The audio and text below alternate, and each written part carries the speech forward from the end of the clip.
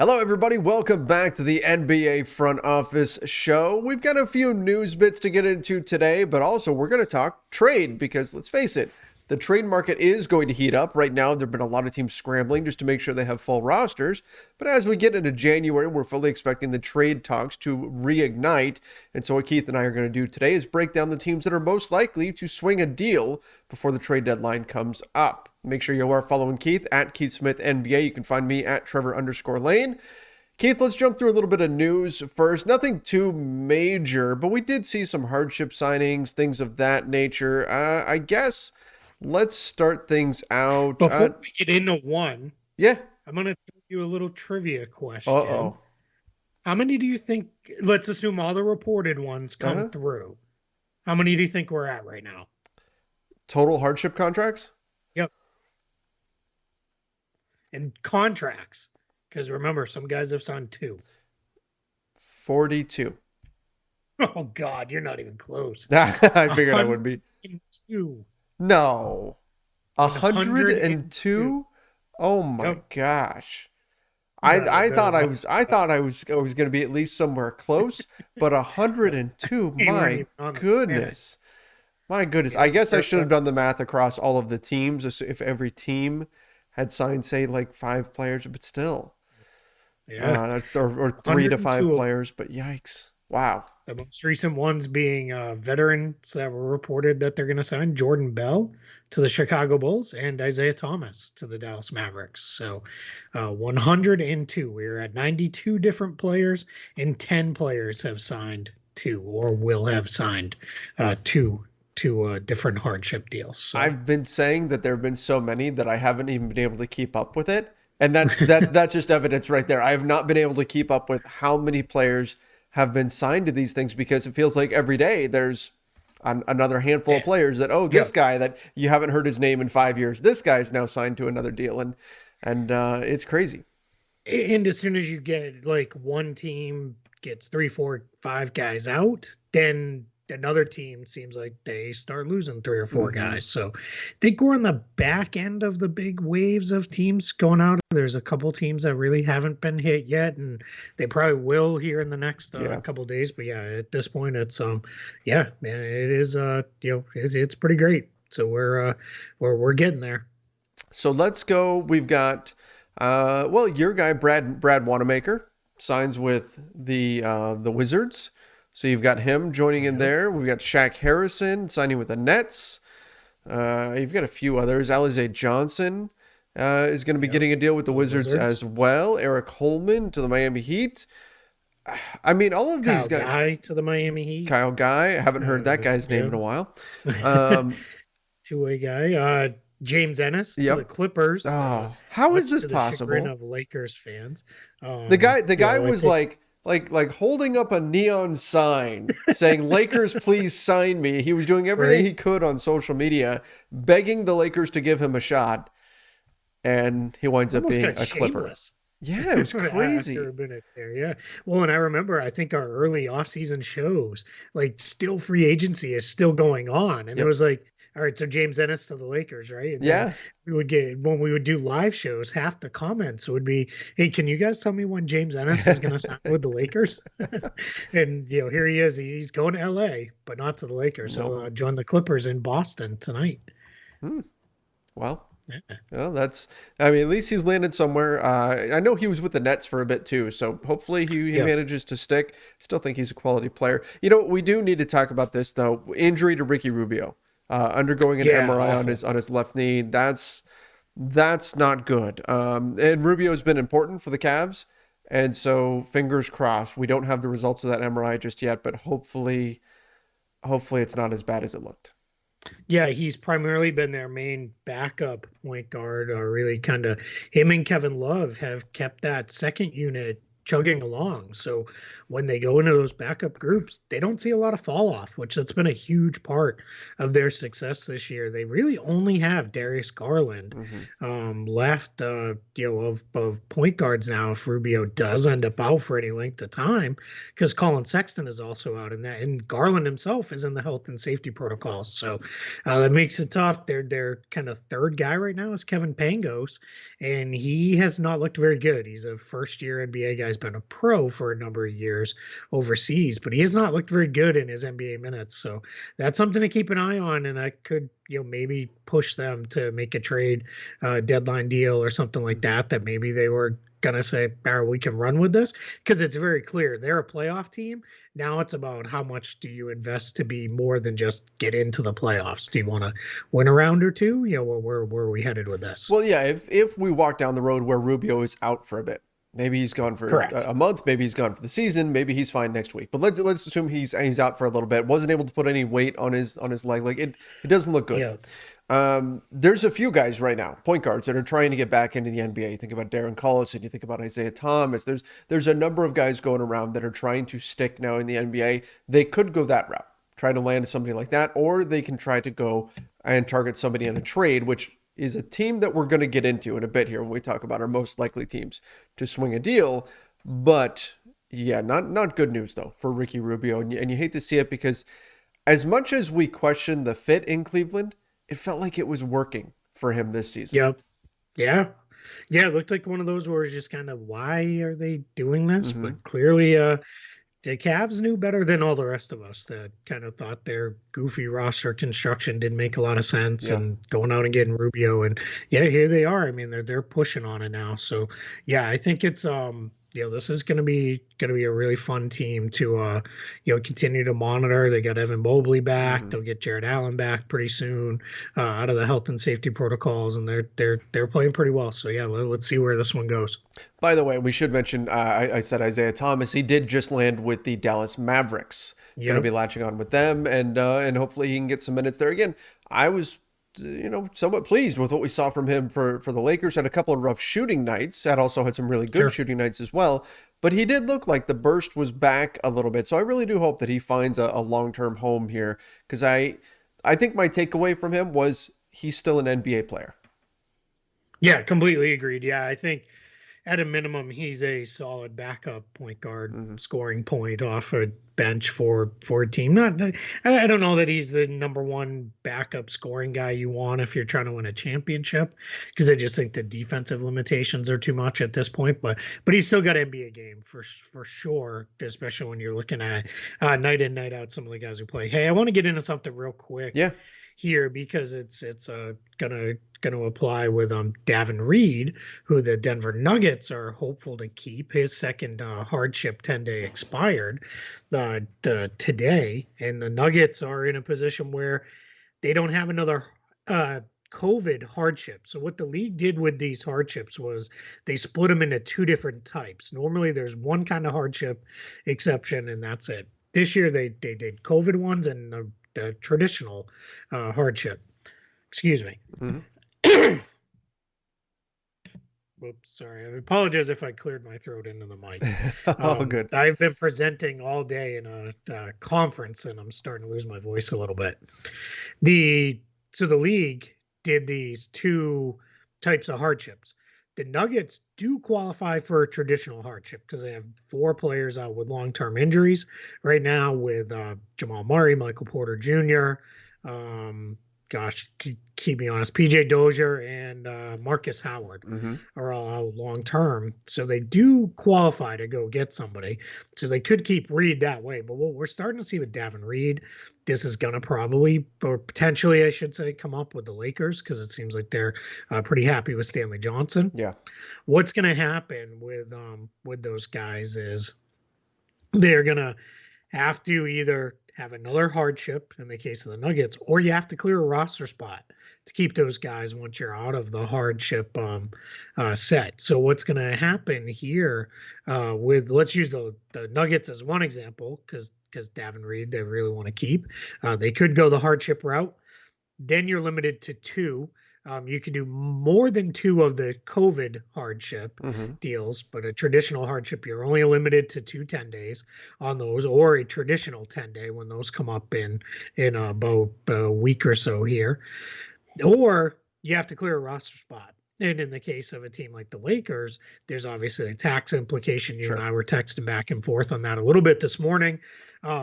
It because of how far over the tax they are, it's going to cost them quite a bit of money if they waive a player to keep Johnson. So that's just something to keep in mind that these teams are really going through right now, and all the things that they're really looking at, because you're in a position where some of these guys have popped enough that teams would like to keep them, because exposing them back into coming off 10-day, you have no rights to them. They're a free agent. Right. They can go wherever they want. So teams are trying to do what they can to line these guys up to keep them. So just something to keep an eye on here over the next week and a half, as these 10 days start to hopefully run their course, expire, and we are back into more normal roster situations. I do wonder too if some of these 10-day guys that have hit, if that doesn't help to ignite the trade market a little bit, because it gives the team the incentive then to potentially, instead of say waiving a player and then paying that player to go sit at home or go play for someone else,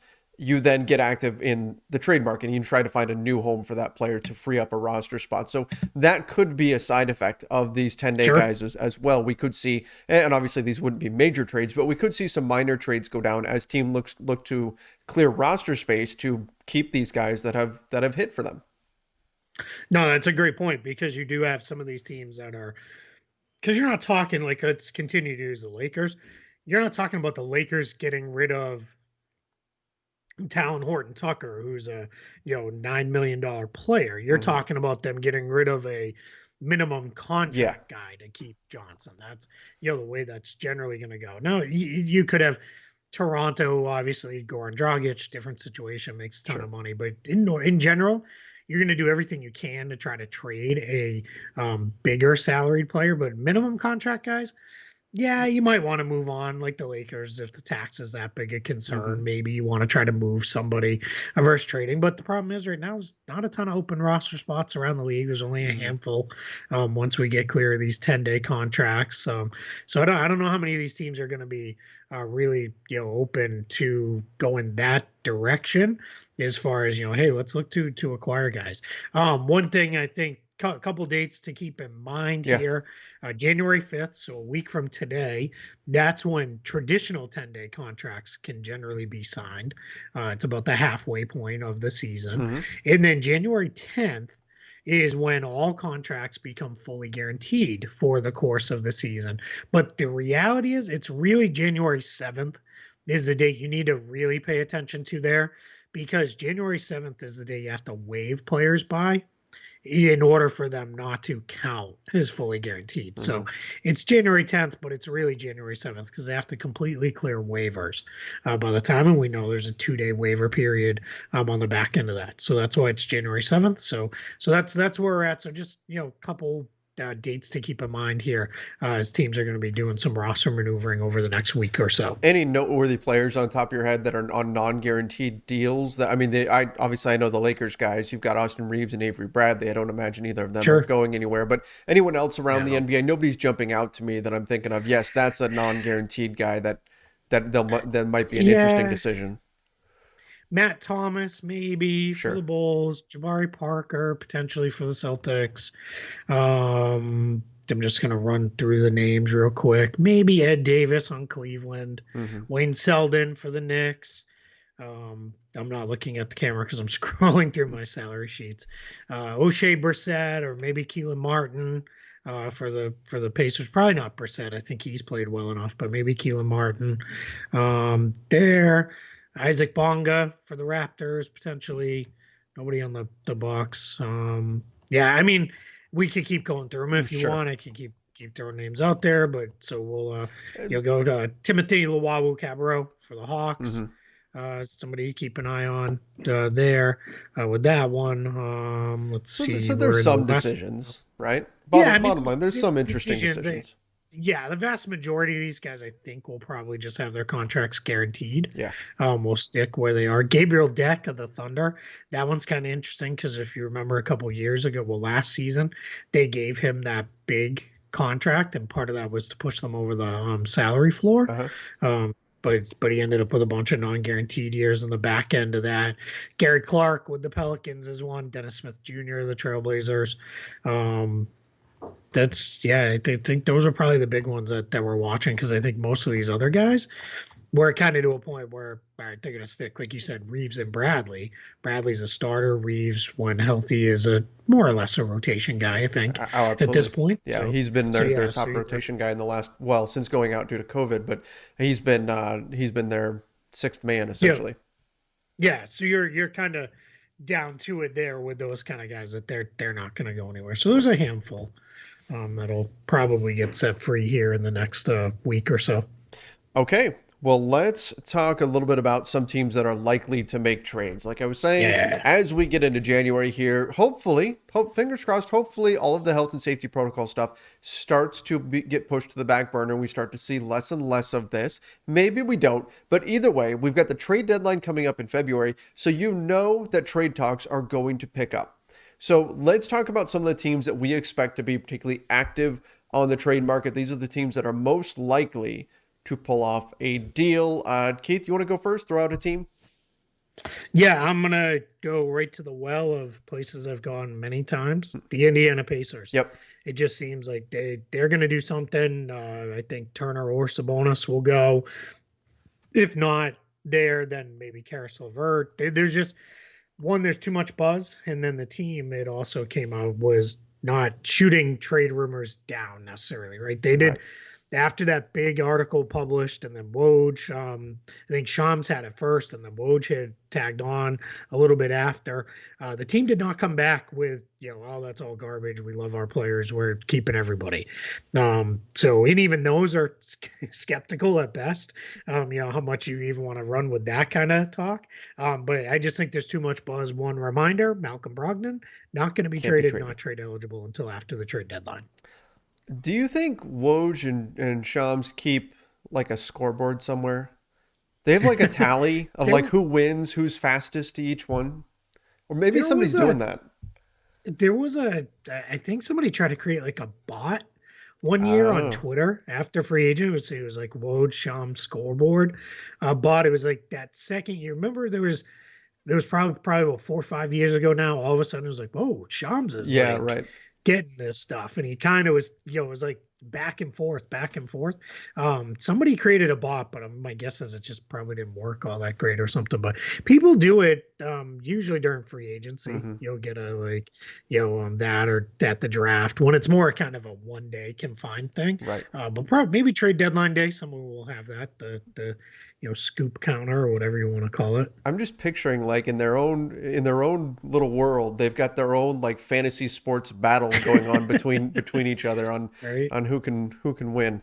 But let me throw a team out there. I mean, here the obvious one is the Philadelphia 76ers because of Ben Simmons, and I don't think we need to say a Yeah. whole lot more about that. So I'm going to go with something that's a little bit more in depth. Can I say one quick thing on Philly Yeah, too? of course. Even if it's not Ben Simmons, Daryl Morey always is active at Hmm. trade deadlines. He's always tinkering around the edges, if nothing else, looking for, all right, that's a minor upgrade for, minimal cost. All right, let's go.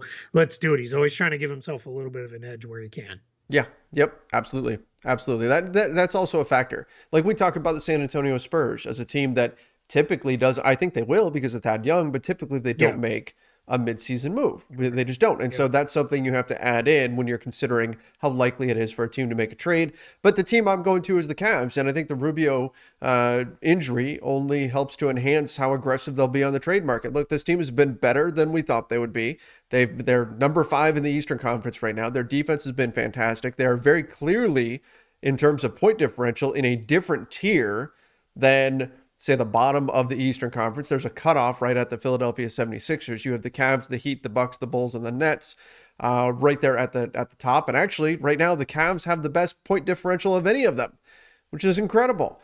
I don't think the Cavs want to let that slip away. And they've Yeah. already lost Okay. Colin Sexton, potentially losing Ricky Rubio. There's some point guards that are out there on the market. I think there's moves that the Cavs can make that in their minds could put them over the hump. I mean, if you're the Cavs, you have to be feeling like, well, we've been great so far, but are we really that far away from potentially making even an Eastern Conference Finals run? I mean, that can't be out of the question based on how this team has performed so far.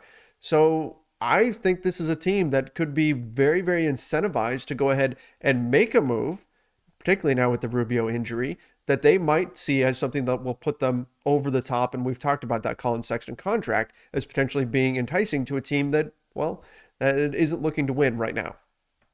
Yeah, you mentioned that scoring differential, and that's insane. That Yeah. they're only teams that they're behind are Golden State, Phoenix, and Utah, which are, I think, right now considered to be maybe the three best teams in the league, pending where you place Brooklyn or Milwaukee. So yeah, I mean, Cleveland's, if anything, they should probably have a slightly better record Yeah. than what they have. So yeah, I think that is definitely something to watch too. I think another thing you always have to factor in with a team like Cleveland is they are in position to not fortify a play-in run, but a playoff run. Yes. Because they're sitting in the fifth seed right now. You could really see them basically saying, hey, we're a move or two away from making sure we stay top six. And that's important to a team like Cleveland. Hasn't been there since LeBron left. So that's another, when you start really looking at it is, or what are you adding for? And then what's your motivations? I think they tick the box there. I'm going to go with another easy one. So I apologize if I'm taking the easy ones off the board. Portland. Yeah. It's time. It feels like, again, too much buzz coming out of there that they've got to at least be open to doing something, whether that's something huge or something minor. But yeah, I do think Portland is, I think we do think we're going to see them do something this trade deadline. I don't know if it's Dame or CJ, but Nurkic, Nance, Covington, something. So we talk a lot about incentive in terms of a positive way, like with the Cavs, right? They want to solidify their positioning in the playoffs. You also can get that incentive, that urgency from negative factors as well. And that would be the case with the Portland Trail Blazers. Earlier today, I put out a tweet. I wrote on Twitter. I said, it's been a tough season for Lakers fans, but what are some positive things? Who's been your favorite Laker so far this season? And I threw it out on my Instagram as well. I can only imagine their replies. Oh, there have been a few that have still gone negative, but I've been surprised. There have been a lot of people, and maybe it's because the Lakers won last night, but there have been a lot of people who've been saying, oh, I've really enjoyed watching Malik Monk this season, or I've really enjoyed, of course, LeBron, right? Or I've enjoyed watching Carmelo Anthony do Tell his me thing. At least one person was like Mac McClung or something like that. I did. There were a few Stanley Johnsons. I didn't get a Mac McClung. Sure. Someone said Frank Vogel. So there were some funny ones. But anyway, I put this out on Instagram, and I have a friend up in the Portland area who's a Blazers fan, who messaged me and said, Lakers fans have had it rough, but Portland fans have had it worse this year. So there is absolutely incentive for the Blazers right now. Not a playoff team in the Western Conference. They're sitting as the 12 seed at the moment. A lot of incentive for the Blazers to get something done right now, particularly with that pressure that Damian Lillard can, in theory, put on the franchise in order to get them to where they need to be. Right now, things are not good. 13-20 on the season. But it's early enough still to where they can make a push into the play, and they're only one game out of the 10 spot right now. So I think there is a lot of incentive for them to make a move. They are almost as close to the worst record in the West as they are to being a top six assured playoff team, which is just wild to think about. As some of the other teams in the West, especially in these COVID ravaged weeks, have started to play. I was going to say play better. Play better might not be the best way. Have won games. Let's just put it that way. We have seen that really condense in, but that's interesting. Yeah, I like that one makes sense to me. I'm going to go, and this is obviously the homer pick, but the Lakers. I mean, this is a team that, I'm not going to say they've got a ton of trade assets to deal, because they don't. But we know they also have a lot of urgency to try to do something to fix what's been happening, the problems that they've had this season. So again, I'm not going to say there's this big home run move out there for them, because I don't think that's out there. But I think there's a lot of incentive for them to try to do something. And it's possible that the reality of not having very many trade chips doesn't allow them to get anything done. But we know Rob Pelinka, kind of like Daryl Morey, will be very, very aggressive in trade talks, will do what he can to find anything. So I think they're a team that might be able to find a small move somewhere, and then work from there, because there's a lot of incentive right now, given the pieces they've got on this team, the expectations heading into the season for them to get something done. So that's another team with some urgency behind them right now. Yeah, I think you are spot on with the urgency part. And the reality is if they can get to someone that they feel like is a, let's say, a 17 to 20 million dollar player, Mm-hmm. that they really are like, that's the guy, he's gonna, really push us to where we thought we would be. I do think then they would move that Horton Tucker non-minimum contract player package Yes. for a guy like that. I don't think that that would hold them off. I think Taylor Horton Tucker has not been what maybe they wanted him to be Right. this season, and I think that's probably makes it more likely than not that they move him. And I think to some extent, my reluctance has always been a little bit of he's like the one young guy on the team that you have, but at this point, why once LeBron leaves and all that, just the way the roster is structured, you're starting over around Anthony Davis anyway. Yeah. So why do you need a young guy? It doesn't matter at that point. It's not like he is excuse me, somebody who really hit so great that you feel we have to keep this guy because we drafted him, here, and this guy is absolutely amazing, and we have this homegrown talent. I'm with you on that one. I think Yeah. that makes sense. Okay. You have another one for us? I do, yeah. I was gonna do my homer pick and go with Boston. Yep.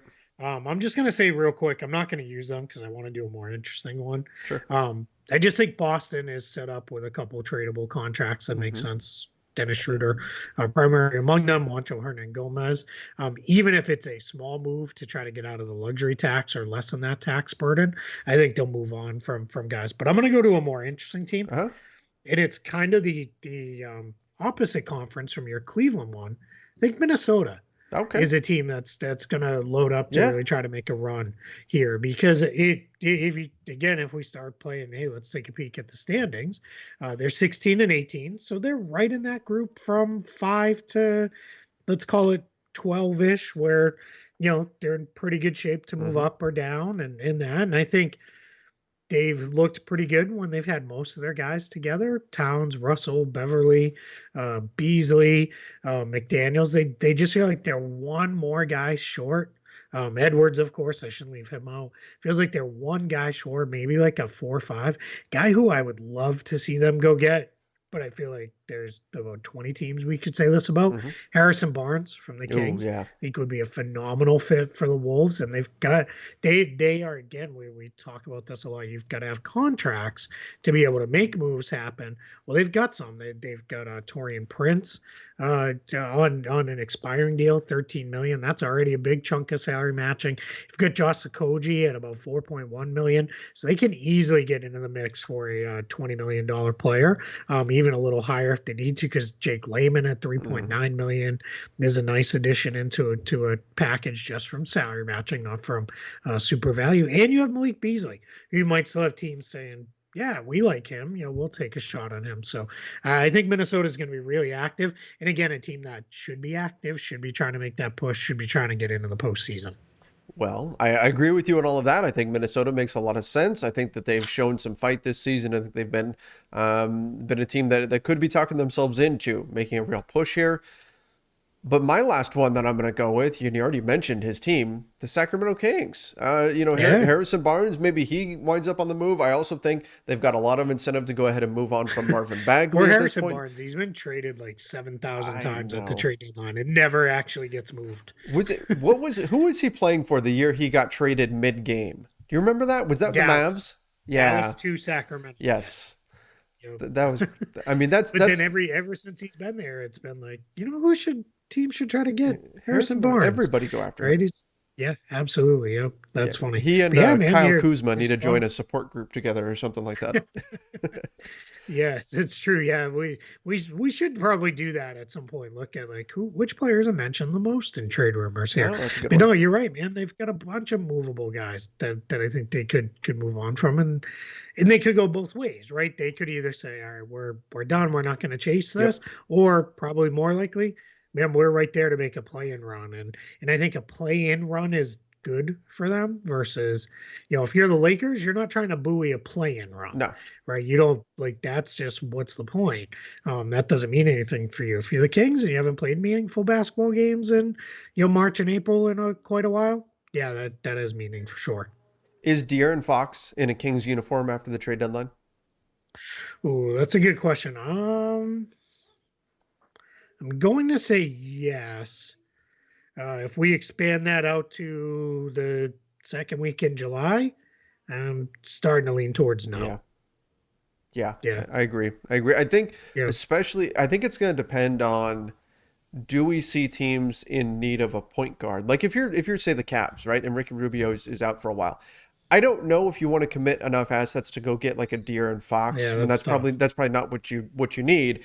But should something else happen where another team loses a point guard, particularly if it's a point guard on, say, an expiring contract or something like that, and it's a guy that's their starter, right? Their guy, maybe you see somebody really try to go out and push Sacramento by the trade deadline to get something done. Otherwise, I think you're right. I think it could be a move that we see happen during the offseason. Yeah, absolutely. Yeah, no, I'm with you. I think the way Tyrese Halliburton has played when he is the primary on-ball guy leads me to believe that combined with Davion Mitchell being Mm-hmm. such a high-level defender, that they're probably going to be open to moving on from Fox. Whereas if this was even a year ago, I would have said, nah, no Right. way. He's their Like guy. that's their guy. He's their franchise guy. But yeah, we'll see. But yeah, I just trade deadline feels like maybe not. We're not going to use them because we said we do three. But I think one of the more obvious ones, Oklahoma City, Yes. right? Because they're going to be All the everybody's picks. favorite, third, fourth team in, on everything and Mm-hmm. picks and everything else. And they're the only team that by the time trade deadline deals will be going down, they'll be sitting on a whole bunch of cap space and everything else. So they're going to be super active at some point in here. But yeah, they're just again another team to kind of keep a little bit of an eye on. Yeah. So, I mean, we've already identified a number of teams that have real Yeah. incentive to make a trade. Yep. And I think that that list is only going to grow as we get closer to the trade deadline and the standings start to settle a little bit.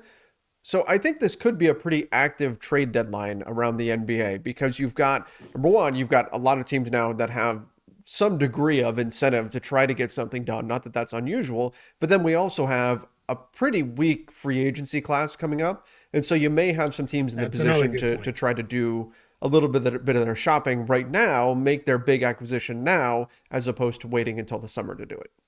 Yeah, that's something that you can't overlook. This free agent class is extremely weak, and very few teams project to have cap space. It's only going to be somewhere probably between 2 and 4 that have cap space. Now we'll see what trade deadline does. Sure. Maybe that'll open up cap space for teams, but I do think you're going to see teams that if it is, well, we can call this guy our summer 2022 acquisition, but get a few extra months out of him.